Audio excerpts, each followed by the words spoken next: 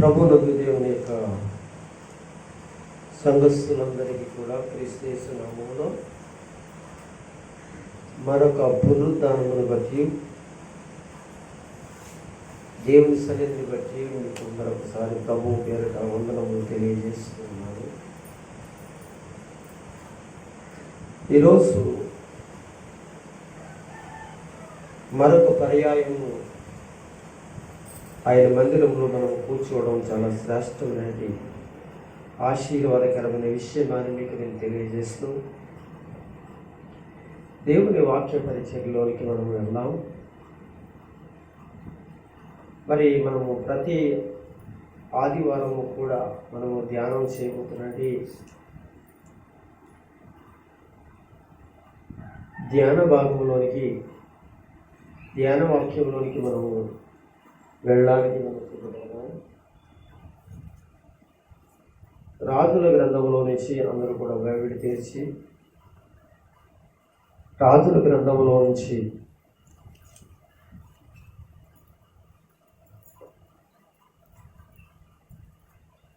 రెండవ రాజుల గ్రంథము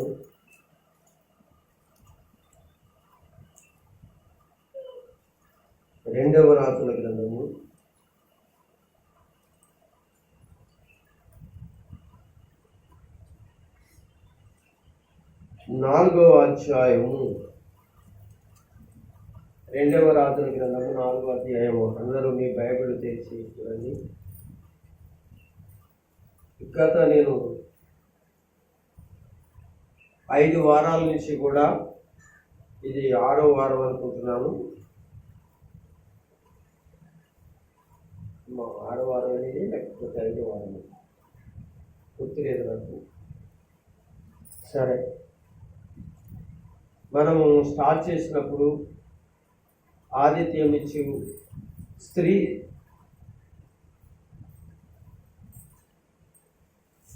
షూనేమీరాలని మనం చెప్పుకున్నాం. అలాగే రెండవ భాగంలో ఏ బి అనే 2 పార్ట్లు, షూనేమీరాలు తన పెనిమిటిని చూసి అనే 2 భాగాలు మనం రెండో భాగంలోనే 2 భాగాలు మనం మాట్లాడుకున్నాం. మూడవది షూనేమీరాలు శ్రద్ధాభక్తుల వలన ఆశీర్వాదంలో పొందినవని చెప్పుకున్నాం. నిన్న ఆదివారం షూనేమీరాలు యొక్క భక్తికి పరీక్షలు అనే విషయాన్ని మనము ధ్యానం చేశాం. సుమారుగా మనము 20 అంటే మనం ఇందులో 4 అధ్యాయం 8 నుంచి 32 వచనాలు మనము ధ్యానం చేశాం. అయితే మనము ఈరోజు ధ్యాన భాగం నిమిత్తమై అదే అధ్యాయము 2వ రాజుల గ్రంథము 4వ అధ్యాయములో 33 నుంచి 37వ వచనం వరకు కూడా మనం చదువుకున్నాం. తానే లోనికి పోయి వారిద్దరే లోపల నుండగా తలుపు వేసి యెహోవాకు ప్రార్థన చేసి మంచమ్మ మీద ఎక్కి బిడ్డ మీద తాను చాచుకొని తన నోరి వాని నోటి మీదను తన కండ్లు వాని కండ్ల మీదను తన చేతులు వాని చేతుల మీదను ఉంచి బిడ్డ మీద పొడవుగా పండుకునగా ఆ బిడ్డ ఒంటికి ఎట్ట పుట్టెను. తాను దిగి ఇంటిలో యువతల నుండి అవతలకు ఒకసారి తిరిగి నడిచి మరలా మంచం మీద ఎక్కి వాని మీద పొడుగుగా పడుకునగా బిడ్డ 7 మార్లు తుమ్మి కళ్ళు తెరిచెను. అప్పుడు అతడు గెహాజీని పిలిచి ఆ షూనేమీరాలును పిలుచుకుని రమ్మనిగా వాడు ఆమెను పిలుచును. ఆమె అతని వద్దకు రాగా అతని కుమారుని అతని అతడు నీ కుమారుని ఎత్తుకునమని ఆమెతో చెప్పెను. ఆమెతో చెప్పెను. అంతటా ఆమె లోపలికి ఆమె లోపలికి వచ్చి తన కాళ్ళ మీద అతని కాళ్ళ మీద సాష్టాంగపడి లేచి తన కుమారుని ఎత్తుకుని పోయాను. చాలు. దయచేసి ఈ 2వ రాజుల గ్రంథంలో 4వ అధ్యాయం నుంచి 8వ వచనం వరకు స్టార్టింగ్ మొదలుకొని 37 వచనాలను మనము గతించినట్టు రోజుల్లో ధ్యానం చేసిన వాక్యములతో పాటు ఈ రోజున మనము 33 నుంచి 37 వరకు చదువుకున్న భాగంలో ఏ విషయాలు ఉన్నాయో మనం ధ్యానం చేద్దాం. అయితే ఒక విషయం మీరు జ్ఞాపకం పెట్టుకోండి. ఇప్పుడు వరకు నేను చెప్పిన వాక్యములన్నీ కూడా మీ మనసులో పెట్టుకుని ఈ సునేమిరాల గురించి మరొకసారి మీరు చదువుకున్నట్లయితే, ధ్యానం చేసినట్లయితే ఈ సునేమిరాల గురించి ఇంకా మంచి ఆధ్యాత్మికమైన విషయాలు మీరు తెలుసుకోగలుగుతారు. ఇంకా కొంతమందికి ఈమెను గురించి బైబిల్లో అనేక విషయాలు నేను చెప్పాను కనుక మీరు తెలుసుకోగలుగుతారు, చెప్పగలుగుతారని ప్రేమతో మీకు నేను తెలియజేస్తున్నాను. ప్రియమైన వల్లరా, ఈ యొక్క షూనేమిరాలు విషయంలో ఎన్నో సంగతులను వివరించడం లేక తెలుసుకోవడం ద్వారా మనలో భక్తి, విశ్వాసము, ధైర్యము మనకి ఇంకా ప్రభు అనుగ్రహించాడు. నేను స్టార్ట్ చేసిన తర్వాత ఈ సునేమిరాల గురించి నేను మీకు చెప్తున్నప్పుడు నేను చాలా సంగతులు నేర్చుకున్నాను. నా మట్టికైతే నేను నేర్చుకున్నాను, మీకు చెప్తున్నప్పుడు కూడా నేర్చుకున్నాను. ఎన్నో అనుభవాలు ఆమె గురించి నేను తెలుసుకున్నాను. అలాగే నేను వాక్యాన్ని చెప్పడానికి వచ్చినప్పుడు కూడా, వాక్యాన్ని నేను ధ్యానం చేసినప్పుడు అనేక సంగతులు నేను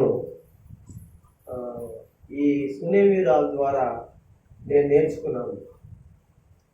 నేర్చుకోవడమే కాకుండా అది చెప్పడానికి పరిశుద్ధాత్మ దేవుడు నాకు సహాయపడుతూ ఉన్నాడు. ప్రియమైన వల్లరా, ఈ సునేమిరాలు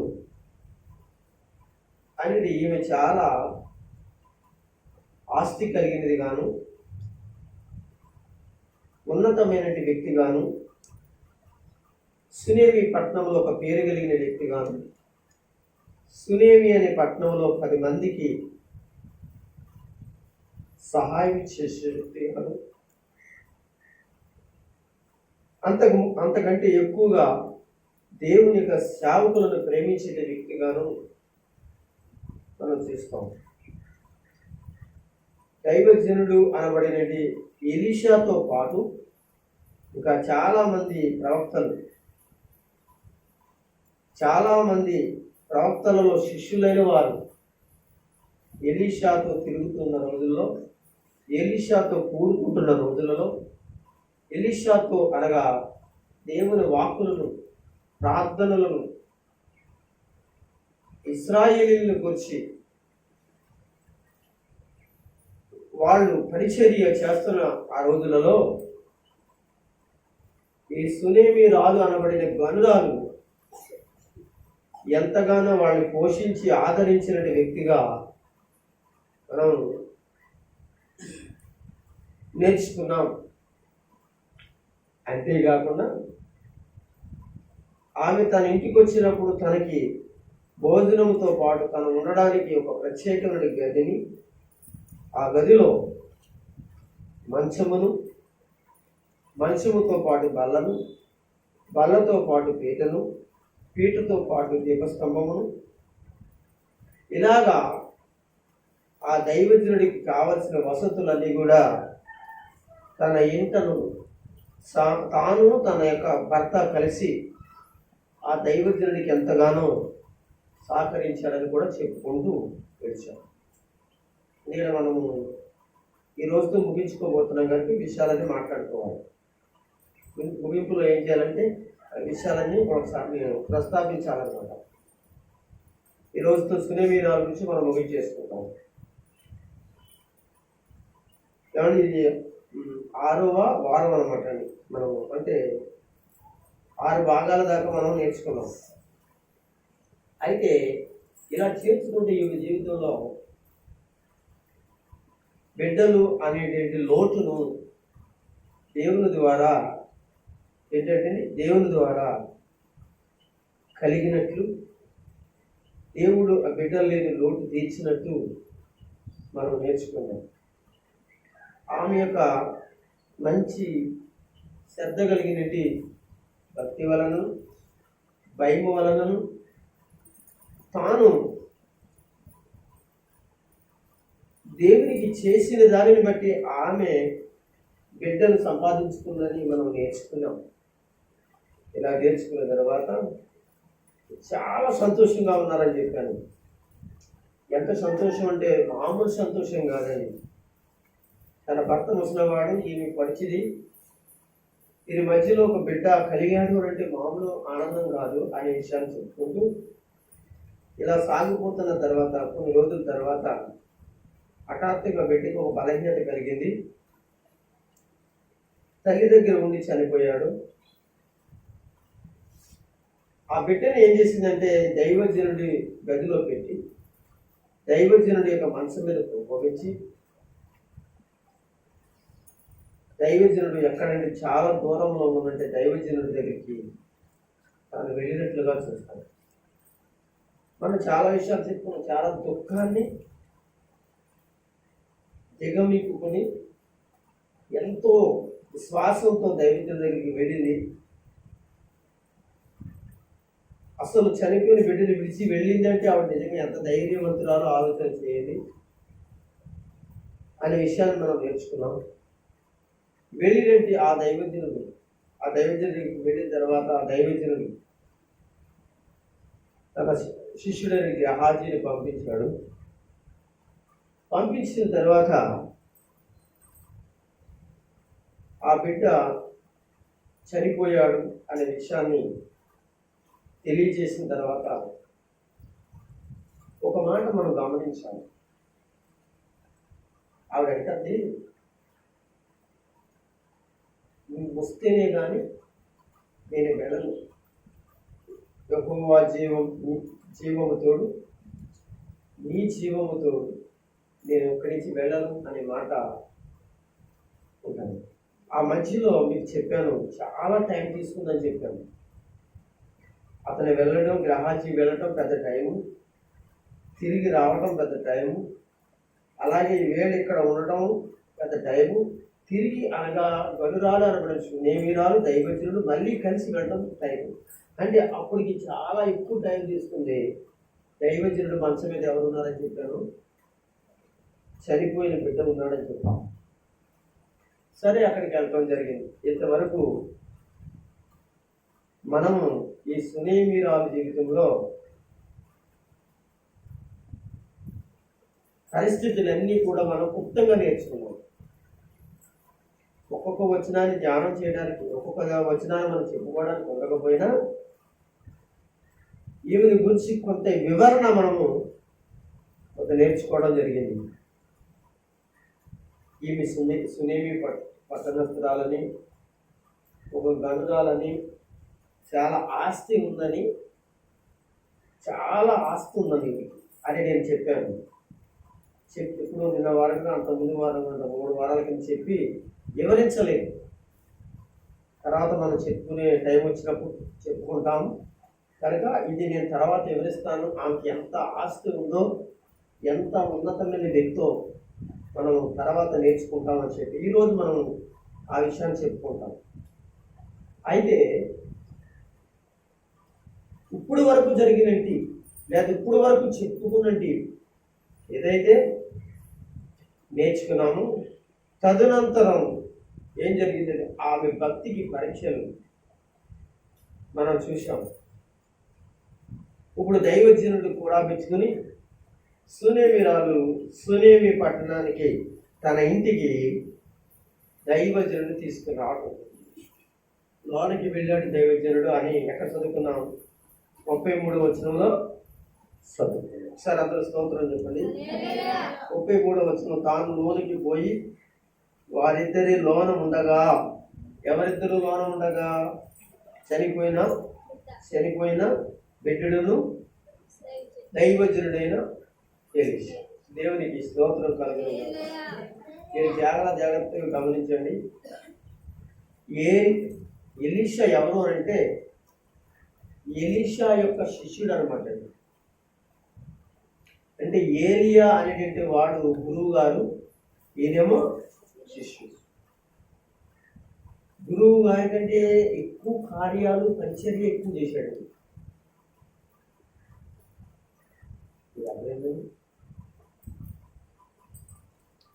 ఎక్కువ చేశాడు.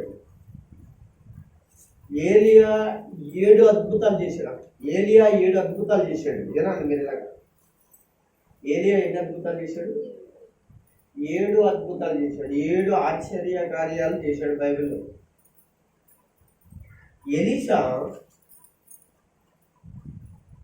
14 అద్భుతమైన కార్యాలు చేశాడండి. ఒకసారి అందరి స్తోత్రం చెప్పండి. అయితే ఇప్పుడు గురువు గారి కంటే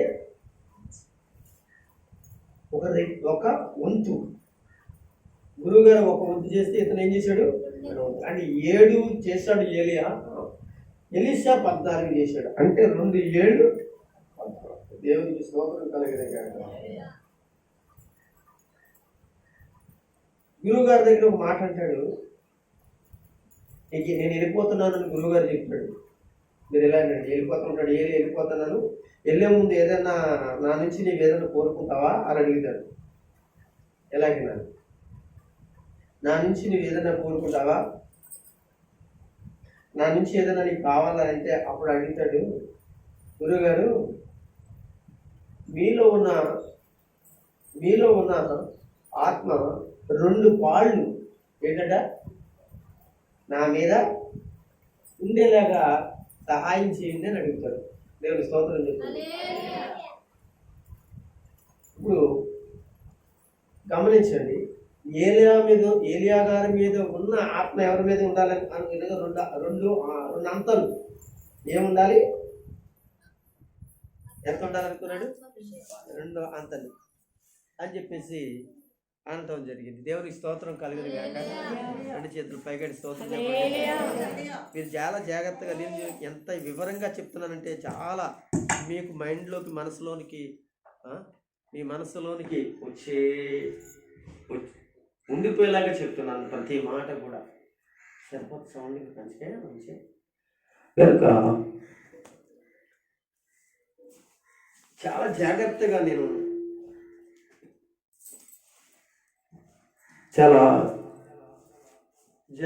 నేను ఈ విషయాలను కొంచెం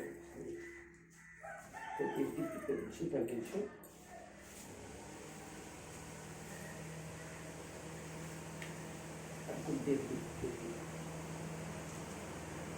దేవునికి స్తోత్రం. హల్లెలూయా. 2 చేతులు పైకెత్తి స్తోత్రాలు చెప్తాం. వినండి, చాలా జాగ్రత్తగా నేను మీకు వాక్యాన్ని అందించేటప్పుడు ఒళ్ళు దగ్గర పెట్టుకుని దేవుని ఆత్మకు నేను చేతులకి అనగా నేను దేవునికి దేవుని ఆత్మకు అప్పగించుకుని ప్రతి మాటను సవివరంగా చెప్పడానికి నేను సిద్ధపడుతున్నాను. మీకు చెప్పేటప్పుడు ఏదో బైబిల్ పట్టుకొచ్చి నేను చెప్పేయడమే కాదు, కానీ నేను ఏం చెప్పాలనుకున్నదా ముందుగా నేను దేవుని దగ్గర నేర్చుకుని మీకు నేను చెప్పడం జరుగుతుంది. చదివి నేను తెలుసుకుని దేవుని దగ్గర చెప్పడం జరుగుతుంది. కనుక మీరు చాలా జాగ్రత్తగా ఈ మాటలు వినాలి. ఇప్పుడు నేను ఏ విషయం చెప్తున్నాను? ఏలియా మీద, అనగా 2 అంతల ఆత్మ ఎవరికి ఉన్నాడు? ఎలీషా. సరే, నేను నీకు కనపడితే అతనికి జరుగుతుంది అని చెప్పేసి అన్నాడు. ఆయన ఆరోహణమై వెళ్ళిపోతాడు. అగ్ని గుర్రాలు, అగ్ని రథాలు వస్తాయి. మనం రథాలు చూసాము కదా, గుర్రాలు చూసాము, కానీ అగ్ని రథాలు, అగ్ని గుర్రాలు మనం చూడలేదు కదా. అది ఏలియా గారు చూసాం. దేవునికి స్తోత్రం కలుగుతుంది. అంటే గుర్రాలే కానీ అగ్ని కలిగి ఉన్నాయంటండి. రథమే కానిది అగ్నితో తయారు చేయబడినది రథం అంటండి. అగ్నితో చేయబడినది గుర్రాలండి. అవి వచ్చి ఎవరు తీసుకెళ్ళాయి? దైవజనుడని ఏలియాను తీసుకెళ్ళి. ఒకసారి దేవునికి స్తోత్రం చెప్పండి. ఇప్పుడు తన శిష్యుడైన వాడు వెళ్ళిపోయిన తర్వాత తన శిష్యుడైన ఎలీషా ఏం చేశాడంటే అద్భుతమైన కార్యాలను చేయడానికి దేవుడు తనను అభిషేకించాడు. బైబిల్ గ్రంథంలో 14 అద్భుత కార్యాలు ఆయన చేశాడు. మనకి ఎలీషా ఎక్కడ కనబడతాడు అని అంటే, ఎక్కడ ముగించబడతాడు అని అంటే, మీకు అర్థమవుతుందండి. ఎక్కడ ప్రారంభించబడతాడంటే మొదటి రాజుల గ్రంథం 19వ అధ్యాయంలో మనకు కనబడతాడండి. మీరు వినాలి. ఎక్కడ కనపడతాడు? ఎవరు?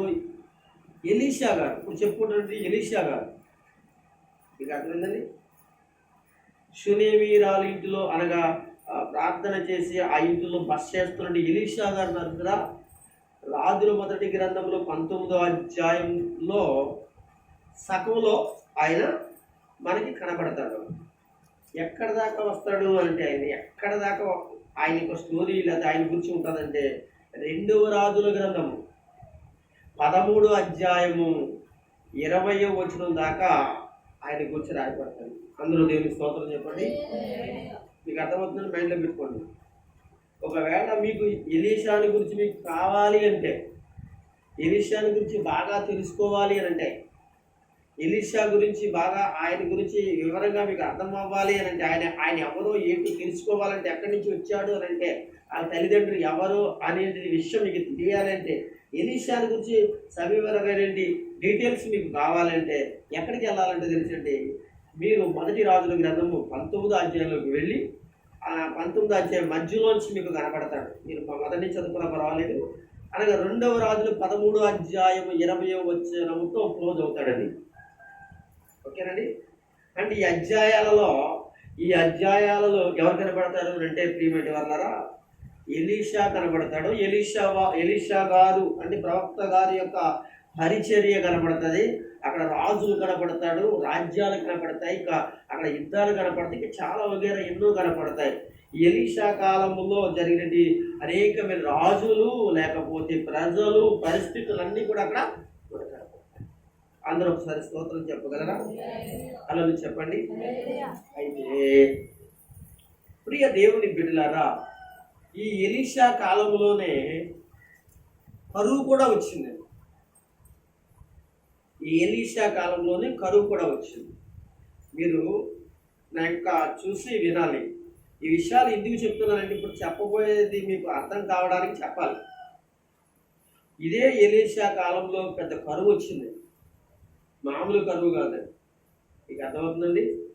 చాలా విపరీతమైన కరువు వచ్చింది. మరి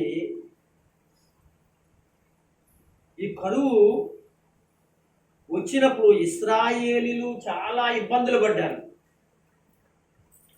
మీకు అర్థమవుతుందండి.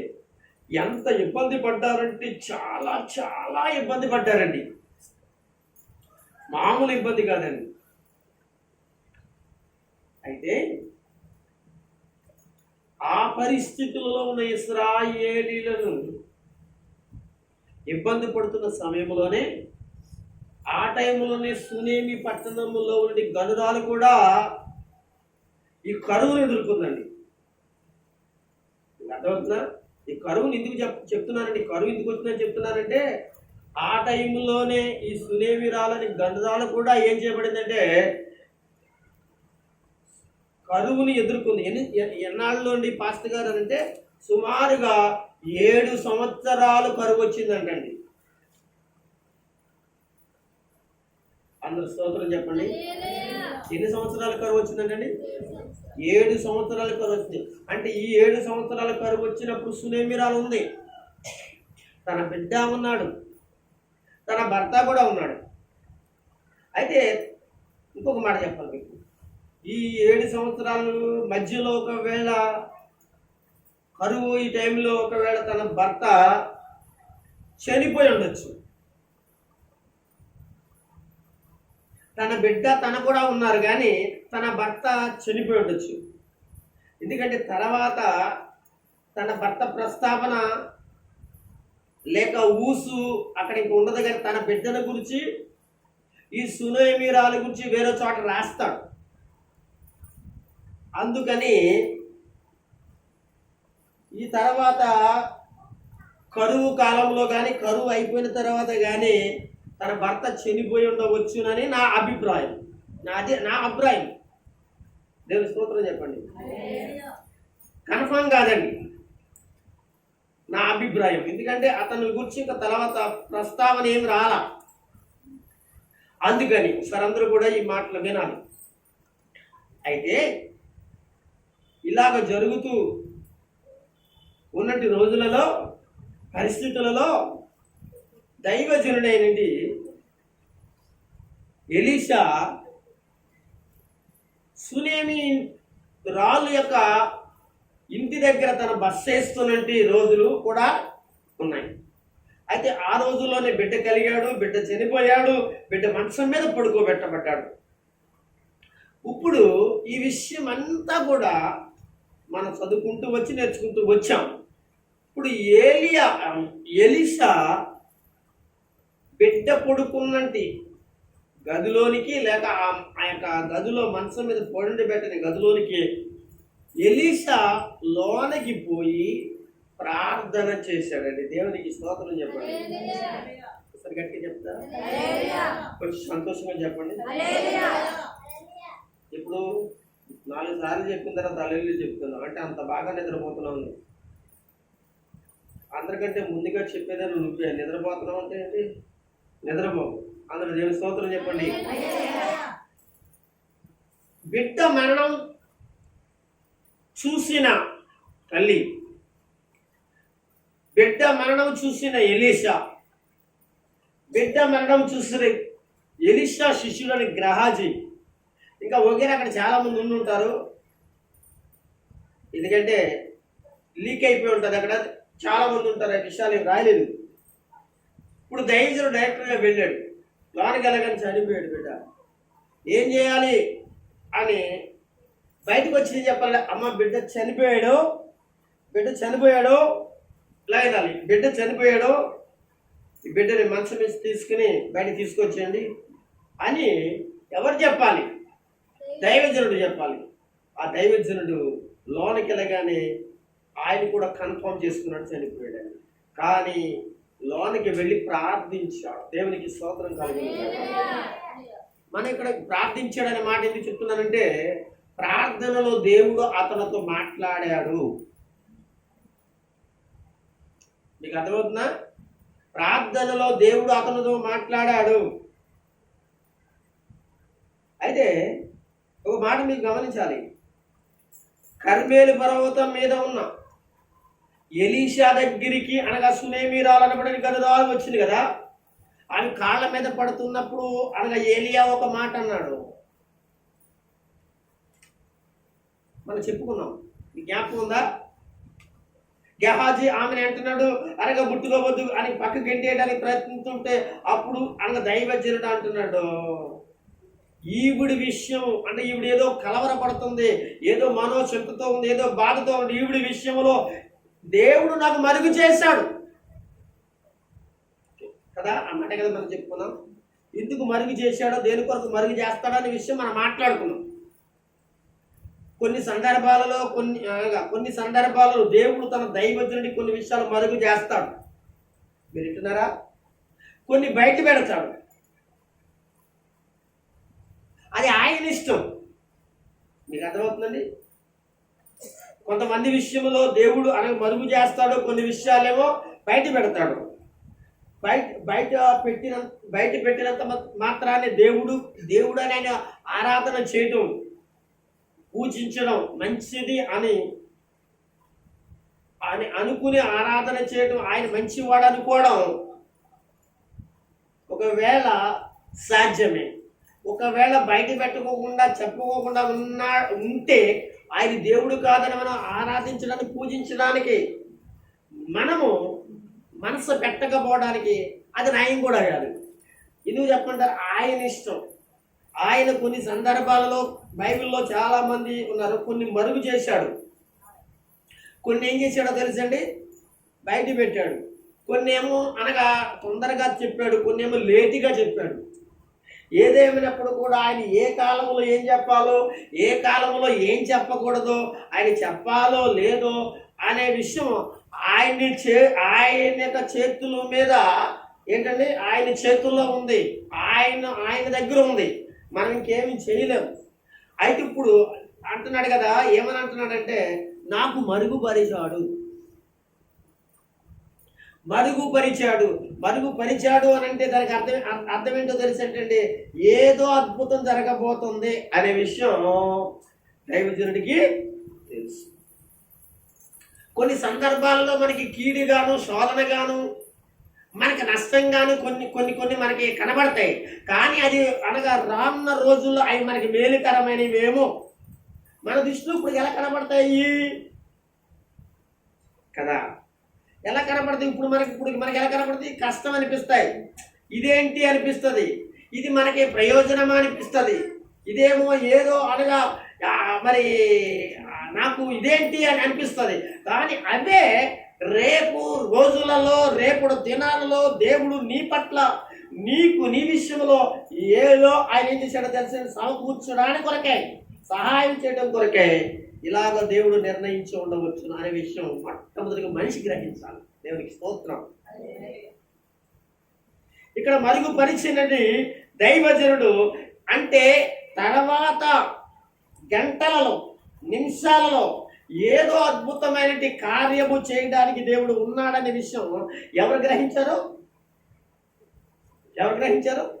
ఎలీషా అనే ప్రవక్త గారు గ్రహించారు.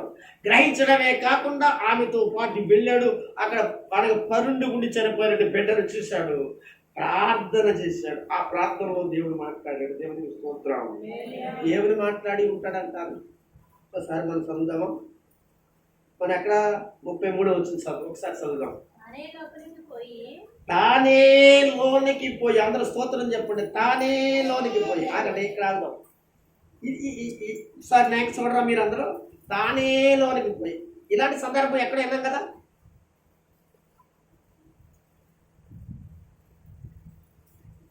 చెప్పండి, ఎక్కడో విన్నాం కదా ఇదే సందర్భం. ఎక్కడే ఉన్నాం, ఎక్కడో కొడుతుంది మీకు చెప్పగలరా?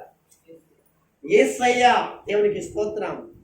యేసయ్య కూడా తాను ఒక్కడే తెలుసుగా వెళ్ళి, తాను ఒక్కడే వెళ్ళి యేసయ్య, దేవునికి స్తోత్రం కలుగుతుంది. ఇక్కడ దైవజుడు తాను ఒక్కడే వెళ్ళి ఏం చేశాడో తెలిసి అంటే స్తోత్రం చెప్పండి. తండ్రి అయిన దేవునితో మాట్లాడాడు. ఎవరు? ఎలీషా దేవునితో మాట్లాడాడు. అలాగే యేసుక్రీస్తు కూడా వెళ్ళి తాను ఒక్కడైన తండ్రితో మాట్లాడి పరమేశ్వరం తెచ్చుకుని ఆ బిడ్డను బ్రతికించమని అడిగాడు యేసయ్య. ఇక్కడ కూడా అదే జరిగింది. దేవునికి స్తోత్రం అండి. దేవుడు ప్రార్థన చేయగల తనతో మాట్లాడిన మాట ఏమిటంటే తాను లోనికి వెళ్ళి వారిద్దరే లోపల ఉండగా ఏ వేసుకున్నాడు? తలుపు వేసుకుని యెహోవాకు ప్రార్థన చేసి, అంతే, అంతవరకే. ఏం మాట్లాడాడు? ఏం మాట్లాడాడు అని మాత్రం అక్కడ రాయలే. ఏం మాట్లాడి ఉంటాడండి త్రివేణి గారు వెనకాల ఏం మాట్లాడి ఉంటాడట? తాను ఒక్కడే లోనికి వెళ్ళాడట. లోనికి వెళ్ళగానే అనగా లోపల ఎవరున్నారు? మా బిడ్డ ఉన్నాడు చనిపోయి, వారిద్దరే ఉన్నారు లోపల, ఇంకెవ్వరూ లేరు. అక్కడ ఆయన ఏం చేశాడంటే అనగా తలుపేసుకున్నాడు, ప్రార్థన చేశాడు, దేవుడు మాట్లాడాడు. అంతే. దేవుడి స్తోత్రం. ఏం మాట్లాడంటాడు? సార్ కింద వచ్చిన సార్ చదివాక చెప్పు. చదవండి. మంచం మీద ఎక్కి బిడ్డ మీద తన చాచుకుని తన నోరు తన నోటి మీద తన కళ్ళు మీద తన చేతులు తన చేతుల మీద ఉంచి బిడ్డ మీద పొడవుగా పండుకునగా ఆ బిడ్డ ఒంటికి వెట్ట పుట్టెను. తాను దిగి యువతల నుండి యువతలకు, అంటే తాను దిగి ఇంటిలో యువతల నుండి అవతలకు ఒక్కసారి తిరిగి నడిచి మరలా మంచం ఎక్కి వాని మీద పొడవుగా పండుకుని బిడ్డ 7 మార్లు తుమ్మి అండ్లు తెరిచింది. దేవుడి స్తోత్రం కలిగింది. దేవుడు మాట్లాడాడండి. దేవుడు మాట్లాడింది ఎలీషా గారు చేశారు. ఏం చేశాడు? దేవుడు ఏది మాట్లాడాడు అది చెప్పాడు. ఏమని? నువ్వు తలుపేసుకో, తలుపేసుకున్నాడు, ప్రార్థన చేశాడు. దేవుడు మాట్లాడేసాడు. ఏమని తెలుసా? మంచం ఎక్కువ అని చెప్పాడట. ప్రార్థనలో పొడవుగా పడుకోమన్నాడట. తన చేతులను, ఎవరి చేతులను? బిడ్డ చేతులు చాపమన్నాడట. చాచాడు. పడుకున్న తర్వాత తన చేతుల మీద చేతులు చాచాడంట. తన కాళ్ళ మీద చాచాడంట. తన కళ్ళలో కళ్ళు పెట్టాడు, తన నోట్లో నోరు పెట్టి. ఇదంతా ఎవరు చెప్పారు అంటే దేవుడు చెప్పాడు. అందరికీ స్తోత్రం చెప్పండి. హల్లెలూయా. ఇది నిజం, దేవుడు చెప్పాడు. ప్రార్థన చేసిన తర్వాత చేసిన పని ఏంటో తెలుసా? ప్రార్థనలో దేవుడు మాట్లాడాడు. దేవుడు చెప్పాడు కనుక అలా చేశాడు కనుక అలా దేవుడు చెప్పింది చేశాడు కనుక, ఆయన చెప్పాడు కనుక, అతను చేశాడు కనుక, దేవుడు చెప్పింది అక్కడ జరిగింది. మీకు అర్థమవుతుందా? ఎలీషా తనంతట తాను ఏం చేయలేదు అక్కడ. మనం చాలాసార్లు ఇలాగే చదువుకుని ఉంటాం. చాలాసార్లు మనం ఇలాగే ఎవరైనా చెప్తే ఇవి ఉంటాం. చాలాసార్లు మనం ఏంటంటే చదివినప్పుడు అనగా ఆయన తలుపేసుకుని లోనికి వెళ్ళి ఆ మంచం మీద పడుకున్న బిడ్డపై చాచుకుని పడుకున్నాడు అనేది మాత్రమే ఎలీషా చేశాడు. ఎలీషాలో పడుకున్నాడు. ఎలీషా అలాగా చేశాడు అనేది మనం చాలాసార్లు ఆలోచించం, గ్రహించాం. కాదు కాదు కాదు కాదు దేవుడే అలా చెయ్యమన్నాడు. దేవుని స్తోత్రం. అర్థమైందా? చెయ్యమన్నాడు. ఈ రోజున దేవుని పిల్లలను గమనించండి. ఎలీషా అనేటువంటి ఈ వ్యక్తి దేవునికి ప్రార్థించిన తర్వాత షూనేమి రాలి యొక్క కుమారుడు ఆ బిడ్డ చనిపోతే, ఇదిగో ప్రార్థించిన తర్వాత దేవుడు ఏం చేయమన్నాడో ఆ బిడ్డ విషయంలో అది చేశాడు. అలా చేస్తేనే, అలా చేయాలి. ప్రతిది కూడా ఒక క్రమం ఉండాలి. ఏలియా కూడా కర్మేలి పర్వతం మీద 400 ప్రవక్తలతో పాటు, ఇంకా బయలు ప్రవక్తలాడు, యెహోవా ప్రవక్తలు కదవాడు. ఇతడు ఒక్కడే యెహోవా ప్రవక్త అయితే ఏం చేశాడో తెలుసా మీకు? మీరు వినాలి. ఏం చేశాడో తెలుసా? 12 రాళ్ళు తీసుకుని వచ్చాడు, పుల్లలో తీసుకొచ్చాడు, అనగా ఎద్దును తీసుకుని వచ్చాడు. దాన్ని మాంసం చేసి దాన్ని నరికాడు, మాంసం చేశాడు. ఆ 12 రాళ్ల పైన ఏం చేశాడో తెలుసండి? ఆ పుల్లను క్రమముగా పేర్చాడు. అలాగే మాంసమును కూడా క్రమముగా పెట్టాడు. ఆ కందకములు చుట్టూ గోతులు ఏం చేశాడో తెలుసా? నీళ్లను పోశాడు. దేవునికి స్తోత్రం చెప్పండి. అంటే అక్కడ అద్భుతమైన సంగతి ఏంటో తెలుసా? అక్కడ జరిగిన సంగతి ఏంటో తెలుసా? ఆకాశం నుంచి దేవుడైన ప్రభు యెహోవా అగ్నిని పంపించి రాళ్ళు కాలిపోయాయి, బూడిదైపోయాయి. నెక్స్ట్ ఇంకేంటి? అలాగే కట్టెలు కాలిపోయాయి. తర్వాత మాంసం కూడా కాలిపోయి అక్కడ కందకములో ఉన్న నీళ్ళన్నీ కూడా ఆరిపోయాయి. దేవునికి స్తోత్రం. అంటే నేను ఎందుకు చెప్పాను మాట? క్రమము. దేవుడు ఏదైతే చెప్పాడో ఆ క్రమము చెప్పిన వారి జీవితాలలో కార్యములు జరుగుతాయి. ఇంకో మాట చెప్పనా? తన గురువు గారు, ఎవరు గురువు గారు? ఎలీషా గురువు గారని ఏలియా గారు గిల్గాలు నుండి బేతేలు నుండి ఎరుకోకును, ఎరుకో నుండి అనగా యార్దానుకు వెళ్ళడం జరిగిన విషయాలు మనం చూస్తాం. అప్పుడు చాలా మంది అంటారు, మీ గురువు గారిని దేవుడు తీసుకెళ్ళిపోతాడంట అని గిల్గాల్లో కొంతమంది ప్రవక్త శిష్యులు చెప్పారు. అది నాకు తెలుసు అంటాడు. అప్పుడు తెలిసినప్పుడు ఆయన గురువుగారితో అంటాడు, ఇలా అంటాడు.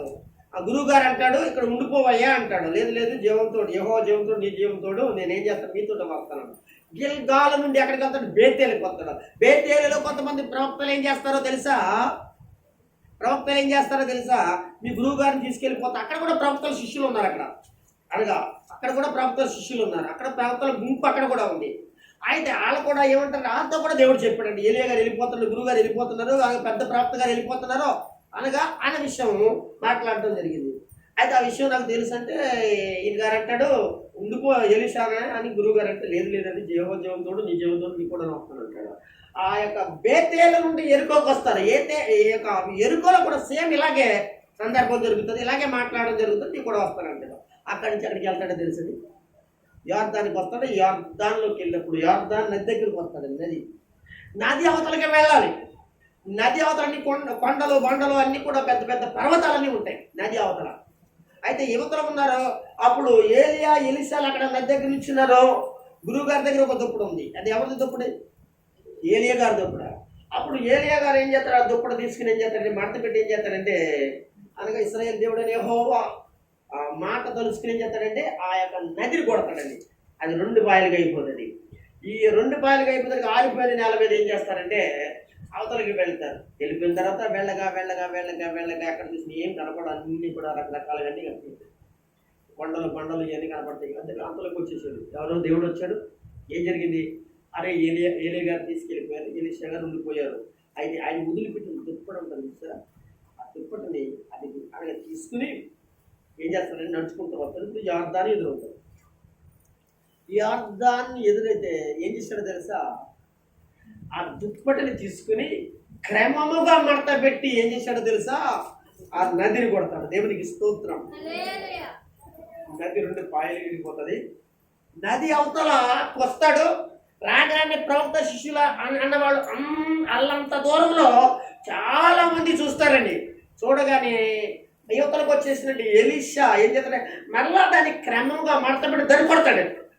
కొట్టగానే ఆ నది ఏమైపోతుంది, కలిసిపోతుంది. ఇదంతా కూడా చూస్తారు ప్రవక్తలందరూ చూసి ఏమంటారు తెలుసు అంటే, ఏలియా యొక్క ఆత్మ ఆవేశము అనగా వరము లేకపోతే అనగా అభిషేకం ఎవరి మీదకి వచ్చింది, ఎలీషా మీదకి వచ్చింది అని చెప్పేసి అప్పటి నుంచి కూడా వాళ్ళందరూ ఏం చేస్తారంటే అనగా ఆ ఏలియాకు బదులుగా ఎలీషాను గురువుగా అందరూ కూడా ఎంచుకుని ఆయన చెప్పినగా ఎదుగుతారు. ఇప్పుడు ఈ విషయాలు ఎందుకు చెప్తారంటే క్రమముగా దుప్పటిని కొట్టిన క్రమముగా ఏమండి ఆ ఏలియా క్రమముగా రాళ్ళని పరిచాడు, క్రమముగా ఆ యొక్క పుల్లని పరిచాడు. అంటే దేవుని బిడ్డలారా, మన జీవితాలలో ఒక ప్రార్థనకు ఒక క్రమం ఉండాలి, ఒక ఆరాధనకు ఒక క్రమం ఉండాలి, వాక్యము చదవడానికి ఒక క్రమం ఉండాలి, దేవుని భక్తి చేయడానికి ఒక క్రమం ఉండాలి, ప్రభు సన్నిధిలో మనం బ్రతకడానికి ఒక చక్కటి క్రమం ఉండాలి. క్రమము లేని క్రైస్తవుని జీవితంలో కార్యములు జరగవు. ఏమంటున్నారు? క్రమం ఉండాలి నీ జీవితంలో. దేవుని బిడ్డలారా, దేవుని ఆరాధించే విషయంలో, దేవుని స్తుతించే విషయంలో, అది నీ ఇంటిలోనా లేక ఎక్కడైనా మీటింగ్లోనా, ఎక్కడైనా ఏదైనా ప్రార్థనా స్థలంలోనా, లేక చర్చిలోన ఆరాధనలోనా, నీ జీవితంలో అనగా నీ కుటుంబంలో, నీ వారిలో, నీలో అనగా ఒక పద్ధతి, ఒక క్రమం ఉండాలి. ఆ క్రమము కలిగిన వారి యొక్క కుటుంబాలలో అద్భుతమైన కార్యములు చూస్తారు. ఇప్పుడు దేవుడు ఎలీషాతో మాట్లాడినప్పుడు ఏం చేశాడు? క్రమముగా బిడ్డను పడుకోబెట్టాడు. మొదటగా ప్రార్థన అవగానే బిడ్డను ఏం చేశాడు? క్రమముగా పడుకోబెట్టాడు. ఏదైతే చెప్పాడో అలాగా చేతులు చాచాడు, కాళ్ళు చాచాడు, తను పడుకోబెట్టాడు మొదలుగా.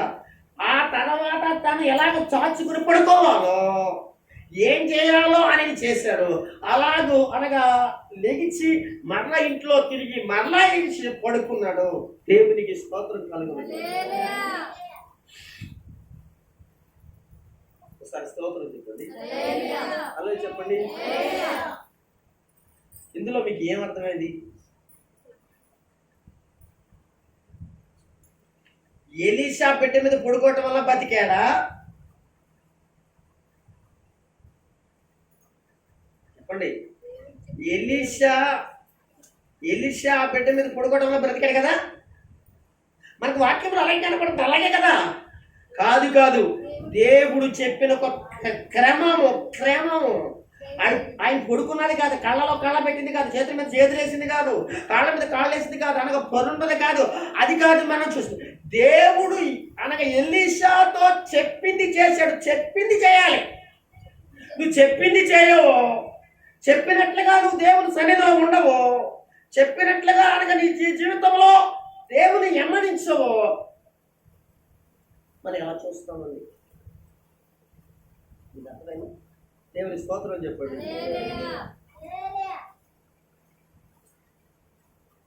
నేను ఈ వచ్చిన చెప్తే చాలా విషయాలు ఉన్నాయండి, కానీ అలా చెప్పలేదు. మనం 5 వచనాలు 10 వచనాలు ఒకసారి చదివించేసి మనం చెప్పుకుంటూ వెళ్ళిపోయాము.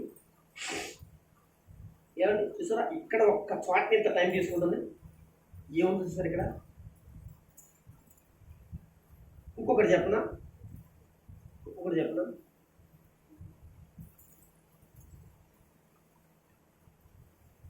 ఇదే ఎలీషా కాలంలోనే జరిగింది ఒకసారి. సిరియా సైన్యాధిపతి వస్తాడు కదా. సిరియా సైన్యాధిపతి రాజు కాదు. ఎవరి దగ్గరికి వస్తారు? ఎలీషా దగ్గరికి వస్తాడు. ఎందుకు వస్తాడు? కుష్ఠరోగం బాగు చేసుకుంటాడు. ఇప్పుడు ఎలీషా అనే మాట ఏంటి? యార్దానులోనికి వెళ్ళి ఎన్నిసార్లు మనకు అన్నాడు చెప్పరా? 7 సార్లేనా? అలాగే ఒకసారి ములిగాడు, 2 సార్లు, 3 సార్లు ములిగాడు, 7 సార్లు ములిగాడు. 7వసారి తన యొక్క శరీరంలో ఉన్న కుష్ఠరోగం పోయిందా లేదా? ఇప్పుడు ములగడం వలన పోయిందా? అస్సలు చెప్పింది చెయ్యాలి అంతే. అంటే అక్కడ చెప్పింది చేశాడు అంతే. ఏట్లో మొలగటం వలన కాదట. నువ్వు చెప్పింది చెయ్యి.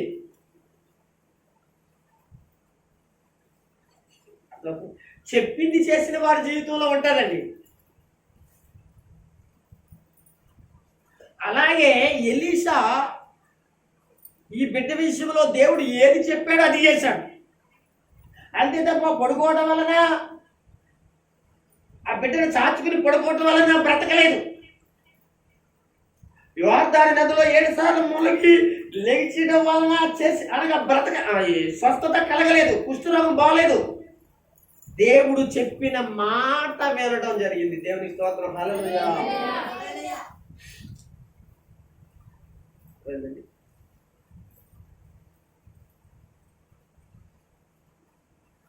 ఒకసారి సౌలుని అదే అంటాడు, అమాలేకులు అందరినీ చంపేసరా, ఏది తీసుకు తెచ్చుకోకంటాడు సౌలు రాజు.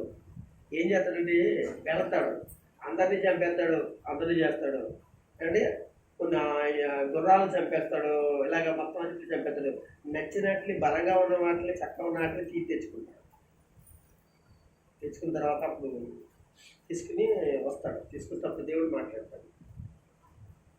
ఏర్పడలు ఇవన్నీ బలులు ఇవన్నీ కాదు, చెప్పిన మాట గైకొనటం వలన నా మాట విన్నట్టు. నువ్వు ఏం చేయమని తీసుకుదేమని చెప్పలేదు. నీకేం చెప్పాను? అక్కడ ఏది ఉండడానికి ఇల్లేదు, ఏది నీకు అనగా తెచ్చుకోవడానికి ఇల్లేదు. అదే కదా మోషే క్షమించాడు. మోషే కాలం యెహోషువ కాలంలో కూడా ఎరుకో పట్టణంలో ఏం తెచ్చుకోకూడదని చెప్పాడు. ఆకాని ఏం తెచ్చుకున్నాడు? బంగారం తెచ్చుకున్నాడు, మంచి బట్టలు తెచ్చుకున్నాడు కదా. అంటే అంటే అంటే దేవుడు ఇవ్వడంటారా బంగారం? దేవుడు ఇది బట్టలు ఇవ్వడంటారా? ఎందుకు ఇవ్వడం? ఇస్తాడు. కానీ శివరాకరికి భయంకరంగా ఏం తెచ్చుకున్నాడు, చాలా శిక్షకు గురయ్యాడు. అంటే ఇవన్నీ ఎందుకు చెప్తున్నానంటే నేను దేవుని బిడ్డలారా చెప్పింది చేయటం. ఇప్పుడు ఎలీషా చెప్పింది చేయగా జరిగిన విషయం ఏంటో తెలుసా అంటే దేవుని బిడ్డలారా, జరిగిన విషయం ఏంటంటే ఇక్కడ ఏమని ఉంది అని అంటే, వాక్యం చెప్తున్న మాట ఏంటంటే, వాక్యం మాట్లాడుతున్న మాట ఏంటంటే, ఒకసారి నేను తీసుకున్నాను ఒకసారి. ఓకేనా?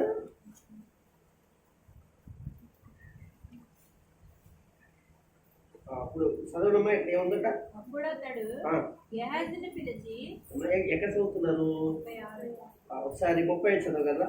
దిగి ఇంటిలో యువతల నుండి అవతలకు ఒకసారి తిరిగి నడిచి మరలా మంచం మీద ఎక్కి వారి మీద పొడుగుగా పండుకొనగా బిడ్డ 7 మార్లు తుమ్మి కళ్ళు తెరచెను. ఒకసారి అందరూ స్తోత్రం చెప్పండి. దేవుని పిల్లలు ఎంత గొప్ప అద్భుతం. అసలు ఏం చేశాడండి? ఏం చేయలే. దేవుడు మాట విన్నాడంటే ఎవరైనా మీరు వినాలండి. దేవుని మాట వింటే మీకు జరుగుతుంది. దేవుడు చెప్పింది చేస్తాడు. నేను అంటాను, సునేమిరాలు కూడా ఏంటంటే దైవజనులు చెప్పిన మాట విని ఉంటారు. అందరూ లోనకి రాకు, నేను చెప్పినట్టుగా నేను వచ్చే వరకు కూడా నువ్వు బయటే ఉండు, నువ్వు ఎటువంటి ఏడుపులు మనం బొక్కలు పెట్టద్దు, నేనేం చెప్పాను అది చెయ్యి, దేవుడు కార్యం చేస్తాను. సునేమిరాలు దైవజనుడు మాట ఉంది, దైవజనుడు దేవుడు మాట విన్నాడు. కార్యాలు ఎందుకు జరగవు చెప్పండి. ఓకేనా? ఇక్కడ తాను దిగి ఇక్కడ 35 ఎక్కడండి అంటే 36 వచ్చింది కదా. అప్పుడు అతడు గెహాజీని పిలిచి ఆ సునేమిరాలిని పిలుచుకుని రమ్మనగా వాడు ఆమెను పిలిచెను. దేవుని స్తోత్రం కలుగుతుంది. నేను అనుకుంటున్నానండి, పిలిచికి రమ్మనగా చాలా ధైర్యంగా వచ్చిందండి.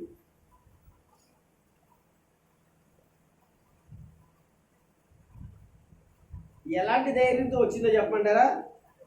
దేవుడు కార్యం చేశాడని ధైర్యంతో వచ్చింది. కార్యం చేశాడని ధైర్యంతో వచ్చిందండి ఆవిడ. లేకపోతే బిడ్డను మంచం మీద పెట్టేది వేండి, ఆ బిడ్డ చచ్చిపోయాడని అనగా తెలిసిన తర్వాత కూడా బిడ్డను అక్కడ పెట్టేది వేండి. ఏదో భర్తతో ఏముంటుందంటే నేనేమో దైవజనుడి దగ్గరికి వెళ్ళొస్తాను అన్నప్పుడు అనగా అప్పుడు ప్రార్థనా సమయం కాదు కదా, అమావాస్య కాదు కదా, విశ్రాంతి దినం కాదు కదా, ప్రార్థనా సమయం కాదు కదా, అక్కడికి వెళ్ళి వాక్యం వినడానికి ప్రార్థనలో కూడుకోవడానికి అంటే కాదు, నేను వెళ్ళడం మంచిది అన్నాడు. దేవుడి స్తోత్రం. ఏముందండి? కన్ఫర్మ్ అయిపోయిందండి ఆవిడే, నేను వెళ్ళడం మంచిదే.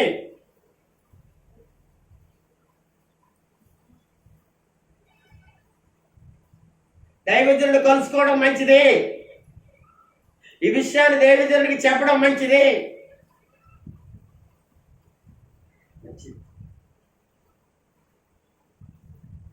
ఇప్పుడు పరిస్థితులు అంటే మన దగ్గర కాకుండా ఎక్కడైనా చూడదు. ఇప్పుడు పరిస్థితులు అంటే ఎవరెవరికో తెలిసిన తర్వాత ఎవరికి తెలుస్తుంది? ఎవరెవరికో ఇన్ఫర్మేషన్ వెళ్ళిపోయిన తర్వాత ఆ పరిస్థితి ఇలా ముదిరిపోయిన తర్వాత అప్పుడు తెలుస్తుంది. దైవజనుడికి అప్పుడు చెప్తారండి కదా. అందుకే మీకు తొందరగా కార్యాలు జరగకూడదు కారణం. చూడండి, మంచిది.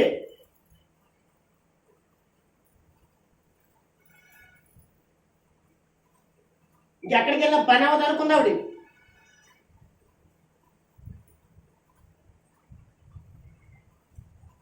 ఏమండి మాట చెప్తాను నేను అంటే, ఎలీషా గారి దగ్గర అంత పవర్ ఉందంటారా? చెప్పాలి వెనకాల వాళ్ళు. ఎలీషా గారి దగ్గర అంత పవర్ ఉందంటారా?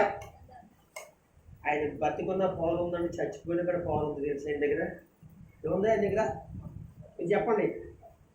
బతికున్నా ఆయన దగ్గర పవర్ ఉంది, చచ్చిపోయినా కానీ పవర్ ఉందండి. 2 రాత్రి 13 అధ్యాయం ఒకసారి ఒక మాట తీసిరా. 20-21 చదవండి అమ్మా. 2 రాత్రి 13 అధ్యాయం అందరూ తెరవండి. 20-21 చదవండి.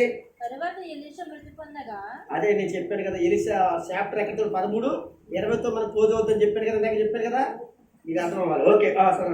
తరువాత ఎలీషా మృతి పొందగా వారు అతన్ని సమాధిలో ఉంచిరి.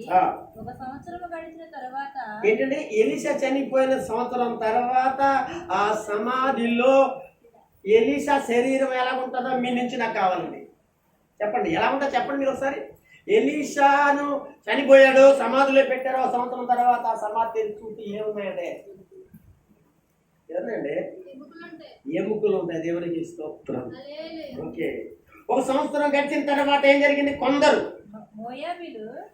అక్కడి నుంచి అమ్మా, ఎందుకంటే 4 కళ్ళు ఉన్నా కానీ నాకు మాత్రం అయిపోయింది. 1 సంవత్సరం గడిచిన తర్వాత మోయాబీలు సైన్యము దేశం మీదకి వచ్చినప్పుడు ఒక యుద్ధం జరిగింది. ఆ యుద్ధంలో అనగా మోయాబీలు ఏం చేశారంటే యుద్ధానికి వచ్చారు. యుద్ధం జరుగుతున్నప్పుడు కొందరు ఒక శవమును పాతి పెట్టుటకు సైన్యానికి భయపడి ఆ శవాన్ని ఎక్కడ పెట్టాలో అర్థం కాక కంగారులో ఏం చేశారు? ఆ శవాన్ని అనగా ఎలీషా గారిని పాతి పెట్టిన సమాధి గబగబా తెలిసేసి అందులో పడేసారటండి. దింపిన శవము దింపిన శవము ఎలీషా శల్యము తగిలినప్పుడు ఎలీషా యొక్క ఎముకలకు శైలములకు తగలగా తిరిగి ప్రతి కాళ్ళు మోపి నిలిచెను. ఒకసారి అందరూ స్తోత్రం చెప్పండి. ఈ మాట చెప్పండి. ఏమైందంటే ఎలీషా గారు బతుకున్నా పవర్ ఉంది, చనిపోయినా అబ్బా ఏమి అద్భుతమైన సేవకులండి వీళ్ళ, ఏమి అద్భుతమైన ప్రవక్తలండి వీళ్ళు. వాళ్ళు బ్రతుకుండగానే కాకుండా చనిపోయిన తరువాత కూడా వారి యొక్క సమాధులలో చూడండి ఆ ఎముకలు కూడా ఏమయ్యా తగిలిన వారికి ఏం జరిగాయి? దేవుని స్తోత్రం. ఎక్కడో ఏదో మీకు కొడుతున్నట్టుంది కదా, ఎక్కడో ఇలాంటి సందర్భం ఎక్కడో మీకు వస్తున్నట్టుంది కదా, ఎక్కడ చెప్తారా?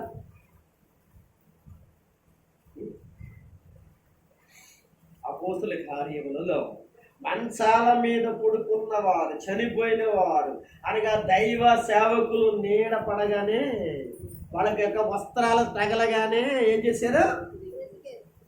హల్లెలూయా, హల్లెలూయా, హల్లెలూయా. అందుకే దైవజనుడు మీ ఇష్టానుసారంగా మాట్లాడకూడదు. ఇప్పుడు దైవజనులు అందరూ దైవజనులు కాదండి, ఏమంటే కొంపల ముంచే దైవజనులు. ఈ యొక్క పొయ్యిలో నుప్పులు తీసుకెళ్ళి ఆ పొయ్యిలో వేసుకుని అనమాట. ఆ పొయ్యిలో ఆడిపోతాం, ఈ పొయ్యిలు ఎగుతూ ఉంటాయి. వెళ్ళేమో సంకల కొట్టి మా పొయ్యిలో ఎగుతున్నాయంటే, కానీ ఆ పొయ్యిలో నుప్పులు ఎక్కడే? ఆ పొయ్యిలో నుప్పులు ఎక్కడేయండి? నా పొయ్యిలో నుప్పులు అంటే అనగా మండుతున్నది చూసి ఎవరో మన అత్త వెళ్తున్నారు కదా, ఎవరో తిరుపతి బాగా మండుతుంది పొయ్యిలో, కనుక మా ఆవిడ అందించుకోలేకపోతుందని చెప్పేసి ఆయనకు ఒక గిన్నె తీసుకొచ్చి ఆ ఎర్రటి నుప్పులను తీసి ఆ పొయ్యిలో వేసుకుంది. ఇప్పుడు నా పొయ్యి ఏమైపోతుంది? ఆడిపోద్దా? ఇలాంటి సేవకులండి. వీళ్ళ సేవకులా, వీళ్ళకి సంఘాల, వీళ్ళకి మందిరాల, వీళ్ళకి స్థలాల దేవుడు చెప్పాడా నీకు? అసలు చెప్పాడా నీతో?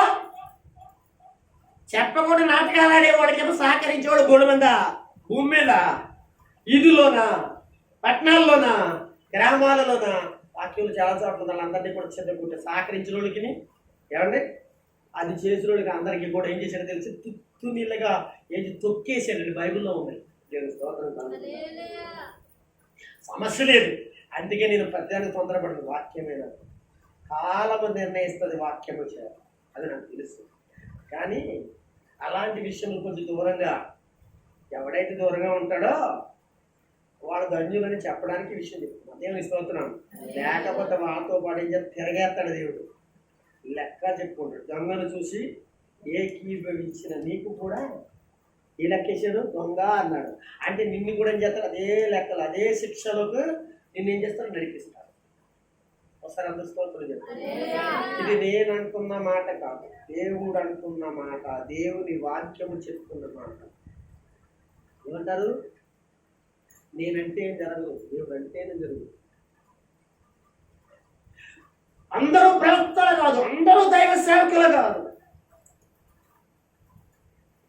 ఎవడొస్తే వాడు చెయ్యి అక్కడ ఎత్తుకుంటారని ఎత్తి మీద తెచ్చుకుంటారు. ఏ పాట వస్తే ఆ పాటతో ప్రార్థన చేసుకున్నారు. వాడి యొక్క పాప శాపాలన్నీ కూడా మీ ఇంట్లోకి, మీ పిల్లలకి, మీకు సంభవిస్తాయి. అప్పుడు తర్వాత ఏం ఏడుస్తూ మొదలెడతారు. తర్వాత మళ్ళీ ఏం చేయండి? స్థానిక భాష మళ్ళీ ప్రార్థన చేయాలి, మంచి ప్రవక్త ప్రార్థన చేయాలి, దైవజనుడు ప్రార్థన చేయాలి. ఈ మాట నాది కాదు, తిమోతికి రాసిన ప్రార్థనలో చెప్తారు. ఎవడబడితే వాడిని తీసుకొచ్చి, ఎవడబడితే వాడిని ప్రార్థన చేసుకుని, ఎవడబడితే వాడు చేసిన కర్మ పాప సంబంధించిన అన్ని కూడా మన చుట్టూ కూడా తిరిగి మన దగ్గర వచ్చాయి.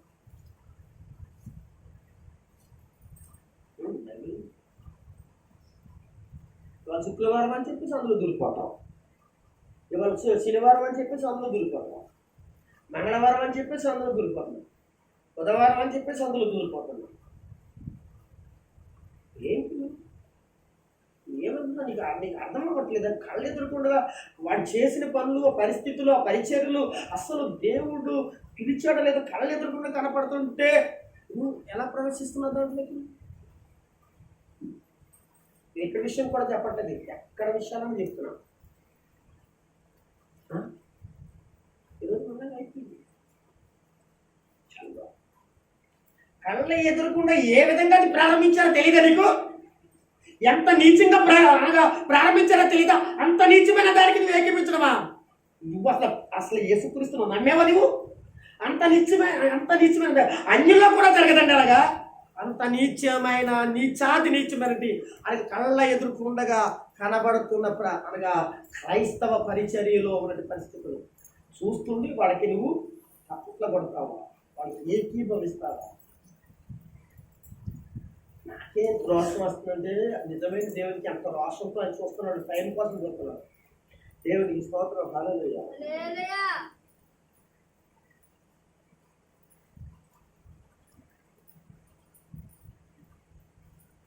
అందరూ సేవకులు కాదు. చూడండి ఎంత మంచి సేవకుడు అండి, నిజంగా ఎంత మంచి ప్రవక్త అండి ఆయన.